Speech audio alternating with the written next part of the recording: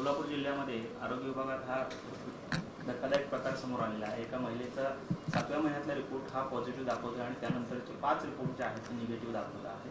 नक्की काय प्रकार आहे, काय यामागचं कारण आहे, आपल्याकडे काय या संदर्भात दिसतं?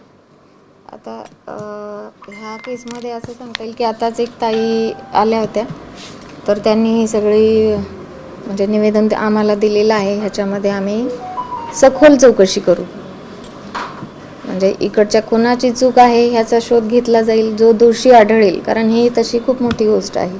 आणि वरून असं आहे की ताईंची अशी तक्रार आहे की ह्या गोष्टीमुळे त्यांचा संसार उद्ध्वस्त झालेला आहे। तर आमचं काम आहे की ह्याची पूर्ण चौकशी करून जो दोषी आहे त्याच्यावर कठोरात कठोर कारवाई करून त्या ताईंचा संसार कसा मार्गी लागेल ह्यासाठी आम्ही नक्की सगळे प्रयत्न करू।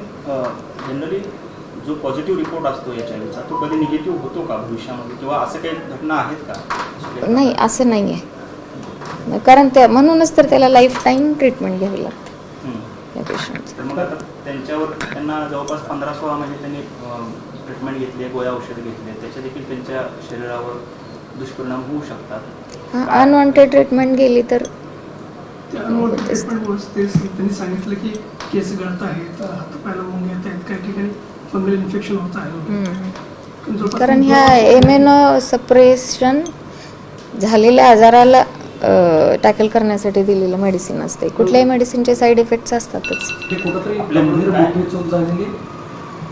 हे आपल्याला चौकशी अंती मी ह्याच्यावर तुम्हाला रिप्लाय नेमलेली आहे, आम्ही चौकशी कमिटी नेमलेली आहे।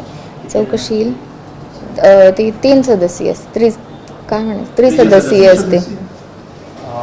खरं तर अशा पद्धतीनं असा एक आरोप होतो की आपल्याला जे अनुदान मिळतं ICTC सेंटरला ते बंद पडू नये म्हणून अशा पद्धतीचे चुकीचे रिपोर्ट्स दाखवले जातात। अशा घटना मंगळवेढ असेल, पंढरपूर अशा ठिकाणी देखील घडल्याचं सामाजिक कार्यकर्त्यांकडून सांगितलं जाते। काय नक्की या संदर्भात अनुदान कशामुळे मिळतं आणि कशामुळे नाही, तसं नाही आहे ॲक्च्युली। आता ICTC सेंटर्स हे आपल्याला जे खरोखर आजारी आहेत त्यांच्या ह्याच्यासाठीच निदान आणि उपचारांसाठीच उभी केलेली असतात। त्याच्यामुळे असे खोटे रिपोर्ट तयार करणं पूर्ण चुकीचं आहे।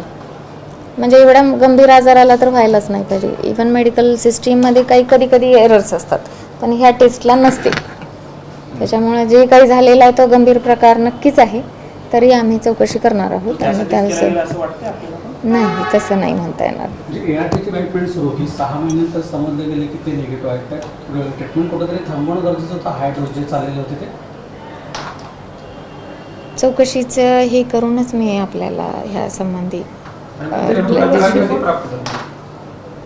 तक्रार आमच्याकडं ॲक्च्युली आमच्या उपसंचालकांना गेलेली आहे तक्रारी। तिथून आम्हाला ऑर्डर्स आले की लवकरात लवकर कमिटी स्थापन करून चौकशी करा आणि तसा अहवाल सादर करा। एखादी घटना समोर आली, पण अशा घटना अनेक असू शकतात। ॲक्च्युली ह्या आजारासारख्या ह्याच्यामध्ये असं होत नाही, व्हायलाही नाही पाहिजे। आता हा जो प्रकार घडलेला आहे ह्याचं मी परत म्हणेन की चौकशी अंतीच आम्हाला बोलता येईल आपल्या सगळ्यांची। अपेक्षित आहे यामध्ये सस्पेन्शन असेल किंवा काही फौजदारी गुन्हा दाखल होईल? आता ते चौकशी अंती जे समोर येईल की नाही त्याच्यानुसारच ते ठरलं जाणार। 1 मे रोजी त्यांनी नाही, हे आठवडाभरात आम्ही हे करू, प्रकरण मार्गी लावू।